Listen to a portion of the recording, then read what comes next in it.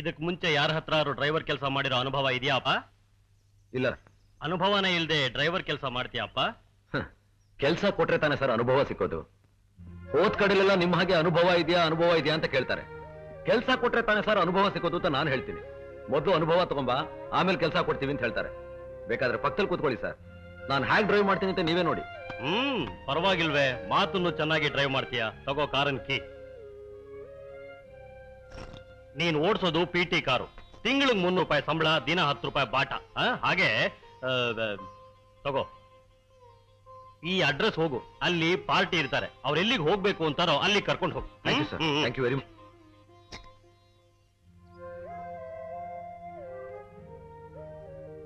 ನಮಸ್ಕಾರ ಸರ್. ಇಲ್ಲಿ ಡ್ರೈವರ್ ಕೆಲಸ ಖಾಲಿ ಇದೆ ಅಂತ ಪೇಪರ್ ನೋಡಿದೆ. You are too light. ಆ ಕೆಲಸ ಆಗ್ಲೇ ಆತನ ಕೊಟ್ಟಾಯ್ತು.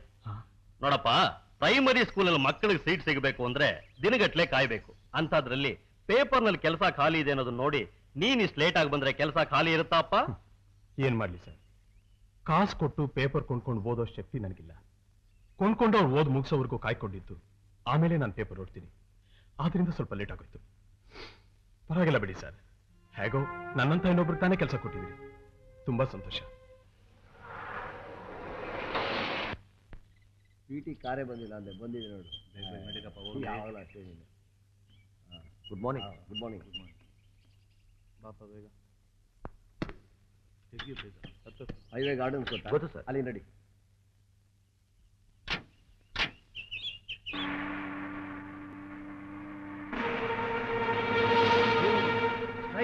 ನೇರವಾಗಿ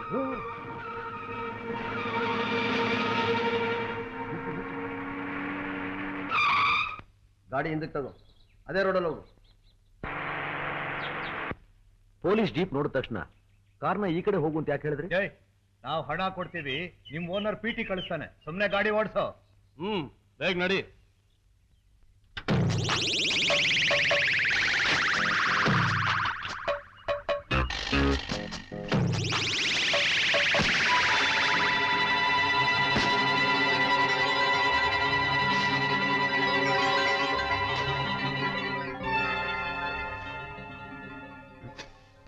ಮೈ ಗಾಡ್, ಗಾಂಜಾ.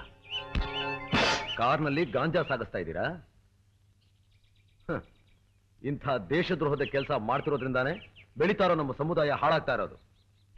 ನಿಮ್ಮಂತ ಚಂಡಾಲ್ರಿಗೆ ನನ್ನ ಕಾರಲ್ಲಿ ಜಾಗ ಇಲ್ಲ.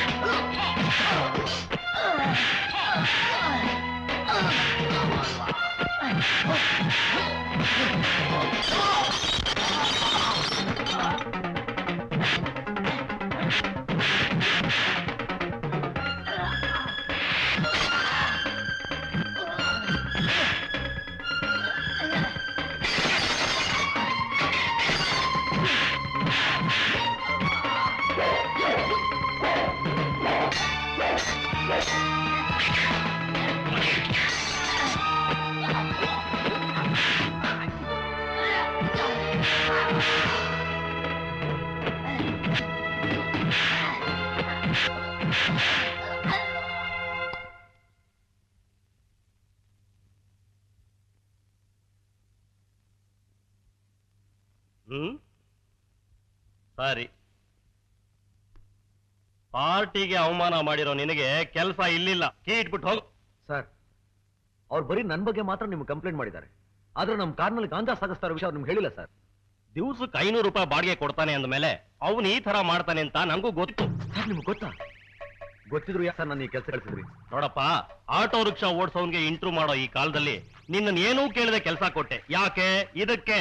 ಸರ್, ಮೊದಲನೇ ಸಲ ಸಿಕ್ಕಿದ ಕೆಲಸ ಒಂದೇ ದಿವಸಕ್ಕೆ ಹೊರಟೋಗೋ ಹಾಗಾಗಬಾರ್ದು. ದಯವಿಟ್ಟು ಅದಕ್ಕೆ ಅವಕಾಶ ಮಾಡ್ಕೊಡ್ಬಿಡಿ ಸರ್ ಪ್ಲೀಸ್. ನ್ಯಾಯವಾದಿಯಾಗಿ ಬದುಕೋ ನೀನು ಮತ್ತಿದೇ ತರ ನಡೆದ್ರೆ ಮಹಾತ್ಮ ಗಾಂಧಿ ಆಗ್ಬಿಡ್ತೀಯ ಅಷ್ಟೇ. 10,000 ರೂಪಾಯಿ ಕೊಡ್ತೀನಿ ಅಂದ್ರು ದಯವಿಟ್ಟು ನಿಮ್ ಗಾಡಿನ ಇಂಥ ಕೆಲಸ ಕೊಡ್ಬೇಡಿ ಸರ್. ಯಾಕೆಂದ್ರೆ ಇದು ದೇಶದ ದೇಶ ಅಂತೆ ದೇಶ. ಈ ದೇಶ ನಿನಗೇನ್ ಕೊಡ್ತು? ಕೆಲಸ ಕೊಡ್ತಾ, ದುಡ್ಡು ಕೊಡ್ತಾ, ಇಲ್ಲ ಅನ್ನ ಹಾಕ್ತಾ? ಸರ್, ದೇಶ ನಮ್ಗೇನ್ ಮಾಡಿದೆ ಅನ್ನೋದಕ್ಕಿಂತ ನಾವು ದೇಶಕ್ಕೆ ಮಾಡಿದೀವಿ ಅನ್ನೋದು ಮುಖ್ಯ.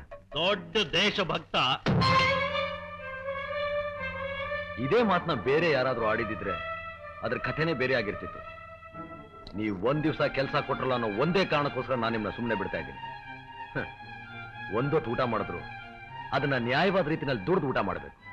ಅದೇ ನನ್ನ ಧ್ಯೇಯ. ತಗೊಳ್ಳಿ ನಿಮ್ ಬಿಗದ್ಕಾಯಿ. ಬಾಟ. ಥು, ಬಾಟ ಅಂತೆ ಬಾಟ.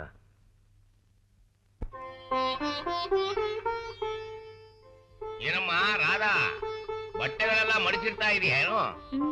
ಯಾರ್ದು ಬಟ್ಟೆಗಳು? ಇನ್ಯಾರ್ದು? ನಿಮ್ದೆ? ಇಡು ಇಡು ಇಡು ಇಡು. ನೀನು ನಮ್ ಜೊತೆ ಬರ್ತಿದ್ಯಾ ತಾನೇ? ಇಲ್ಲ. ಬಂದಿದ್ರೆ ಚೆನ್ನಾಗಿರ್ತಿತ್ತು. ಇರ್ಲಿ ಇರ್ಲಿ ಇರ್ಲಿ.